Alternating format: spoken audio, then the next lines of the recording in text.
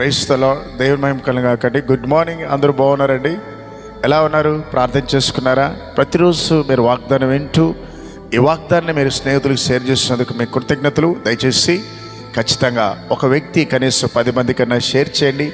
మీరు కూడా సువార్తలో పాలుభాగస్తులు. వాళ్ళు వింటారో వినరో మీకు తెలిసిన స్నేహితులకి, బంధువులకి ఈ యొక్క వాగ్దానాన్ని వారికి షేర్ చేయండి. దేవుని మీరు కూడా పొందుకోనండి. ఈరోజు దేవుని యొక్క మాటలు చూద్దాం. యెషయా గ్రంథము 51:7. మనుషులు పెట్టు నిందకు భయపడుకుడి, వారి దూషణ మాటలకు దిగులు పడుకుడి.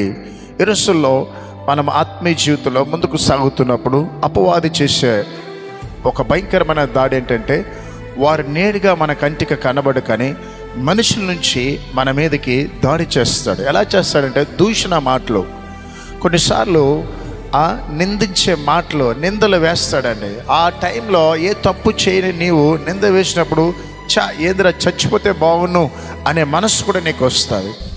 కొంతమంది కావాలనే నువ్వు ఎదుగుతున్నప్పుడు, నువ్వు ఆత్మీయంగా ఎదుగుతున్నప్పుడు, మంచి ఇల్లు కట్టుకున్నప్పుడు, మంచి వాహనం కొన్నప్పుడు, మంచి ఉద్యోగం పొందుకున్నప్పుడు తెలియకుండా నేను ఏం చేస్తున్నట్టే కొంతమంది శత్రువులు, అసూయపరులు నిన్ను దూషిస్తున్నారు.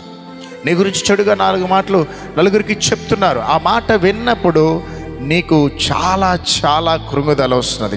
ఎందుకు నా దేవుడి నా జీవితంలో ఎలాంటి అవమానాన్ని అనుమతిస్తున్నా? భయపడొద్దు అన్నాడు దేవుడు. ప్రియులరా, నిందకు బదులు నీకు పూదండని దేవుడు వేస్తాడు, ఘనతనిస్తాడు. అవమానానికి బదులు నీకు ఆశీర్వాదాన్ని ఇస్తాడు. ఆ టైంలో భయపడొద్దు, ప్రార్థన చేయి, దేవునికి అప్పగించు, దేవుని సన్నిధిలో ప్రార్థన చేయి, చాలు. దేవుడే చూసుకుంటాడు. ప్రతి అవమానాన్ని నీకు ఆశీర్వాదకరంగా మార్చాడు. ఇదిగో నీ భర్త అవమానిస్తాడని చచ్చిపోతే బాగుంటున్నావు అనుకుంటున్నావు కదా, సహోదరి, భయపడొద్దు. నీ భర్త ద్వారా వచ్చే ఆ నిందని నువ్వు భరించి దేవుని దగ్గర నిజాయితీగా ఉండు. అది నీకు ఒకరోజు ఆశీర్వాదకరంగా మారుస్తాను. ప్రియా తల్లిదండ్రులారా, నీ పిల్లల ద్వారా వచ్చిన నింద, బాధనే భరించలేకపోతున్నారు కదా, ఖచ్చితంగా ఇది మీకు ఆశీర్వాదము. కనుక ఉదయకాలన దేవుడు మిమ్మల్ని ఆశీర్వదించి కృప చూపినగాక. ప్రార్థన చేద్దాం. యేసయ్యా, ఉదయకాలన ఎందరైతే మాట్లాడినారో వారందరి జీవితాలు అద్భుతం చేయండి.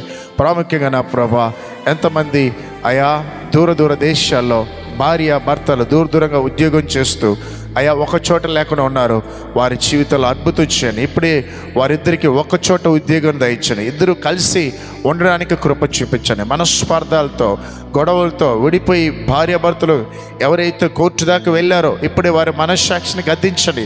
వారి ఇరువురితో మాట్లాడి ఇరువురి ఏకపరచండి. కోర్టుల్లో, పోలీస్ స్టేషన్లో ఎవరైతే ప్రజలు వెళ్తున్నారో వారికి చక్కటి న్యాయము దయచండి నా ప్రభా. ఎంతమంది భూ వివాదాల్లో గొడవలతో ఉన్నారు, ఆ గొడవల నుంచి విడుదల దయచేయండి.